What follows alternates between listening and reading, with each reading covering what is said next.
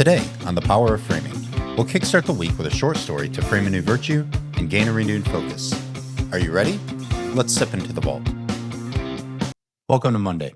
As we explore our next virtue of emotional expression, ask yourself this question.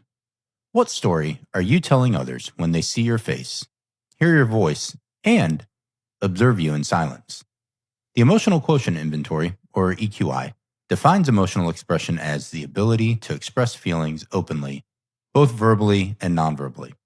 So that's nice to have a framework of a definition, but the power of framing is always about offering questions that are open-ended, not trying to define things for you, but let you explore and unearth it for yourself, to sense and make sense with your own context, your own frameworks, your own understanding, and explore it.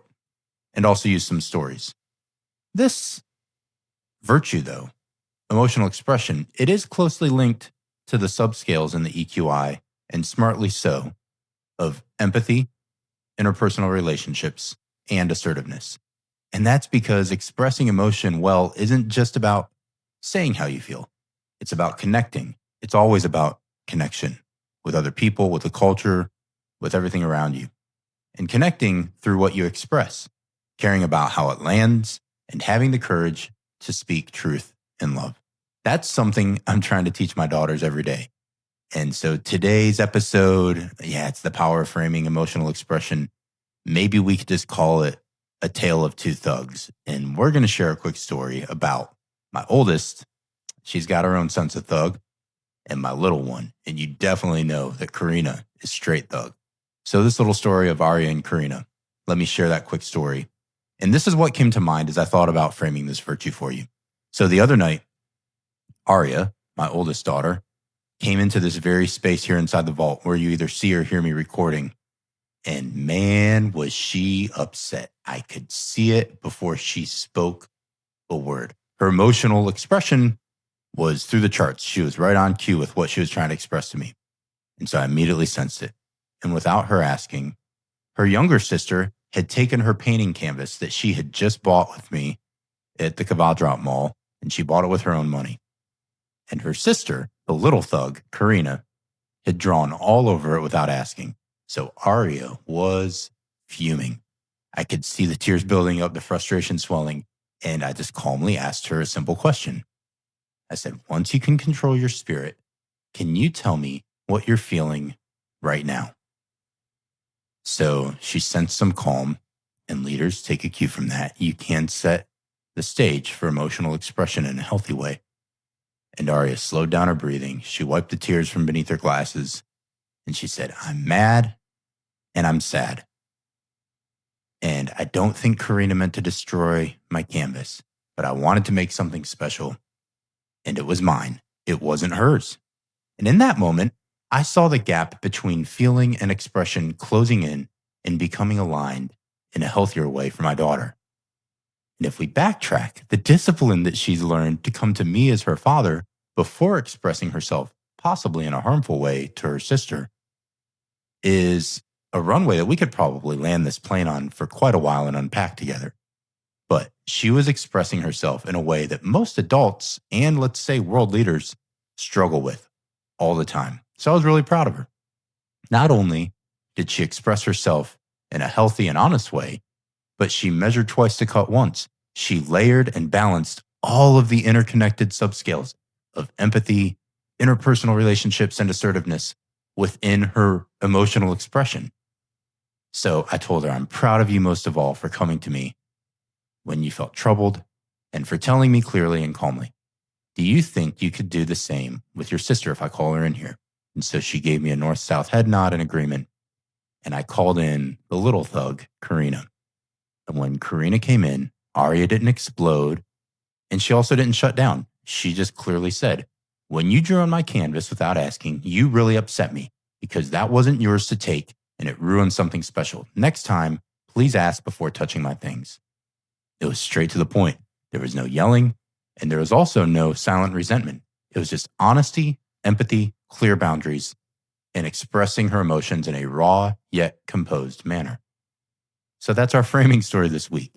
We often mistake emotional expression for emotional control and falsely assume that we must keep things in and suppress or press away what we're feeling. But my daughter's story, I find that it teaches us a healthy emotional intelligence. It's not always about silence. It's about stewardship of our expression and the control of our spirit. And that's very crucial in our self-perception and part of our self-regulation that's associated to this expression of the emotions that we feel. It's much like what I talked about last week with culture. You can go back to our Off the Hinges or Back to Good with Fred. And I posed a question that I often ask my daughters and my wife. And I'll say, hey, what is it like to experience me? Or just yesterday, I walked in and asked my daughters, I said, hey, what do you feel when daddy walks into a room? So I'm trying to teach them the value of expressing in a calm sense and processing their emotions. It's healthy. And because most of the time, even when our lips remain closed, our eyes and our faces are screaming our heartfelt expressions anyway. So here's how this model helps us frame this in daily life. Emotional expression helps us communicate and reveal what's happening inside of us with clarity and courage. When we think of this subscale of empathy, it's care enough to consider how our words land with others.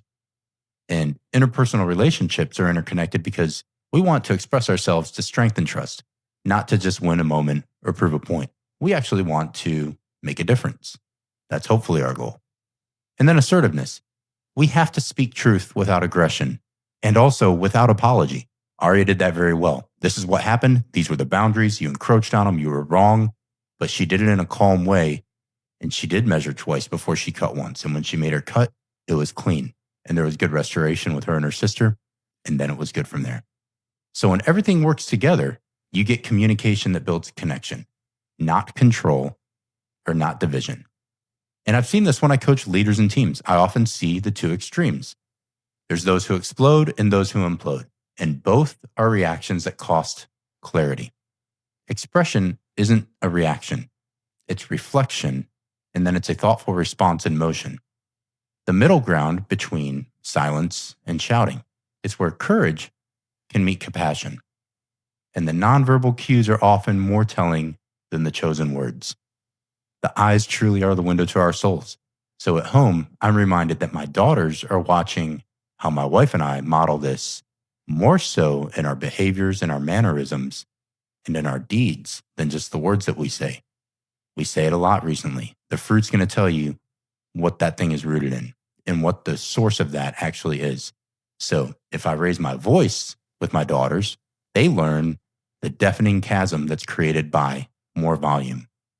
If I raise my heart and I try to elevate that through a gentle smile, listening ears, a patient posture, being present with them, hopefully they learn the strength and trust of vulnerability. And when they practice expressing emotion with empathy, they're not just learning communication, they're learning leadership, even at the ages of 9, 7, and 3. So let's end today's story where we started it. Ask yourself this: what story are you telling others when they see your face, hear your voice, and observe you in silence? Maybe this week, try something simple. When emotion rises, pause and name it. When someone else expresses theirs, listen without rushing to fix it. Because in the end, emotional expression isn't just about what we say. It's about how we live in relationship. I'll see you on Wednesday. Thanks for tuning into this episode of The Power of Framing. Follow Foundational Coaching on your favorite social media platform, where I'll meet you on Wednesday and you can ask me anything you want.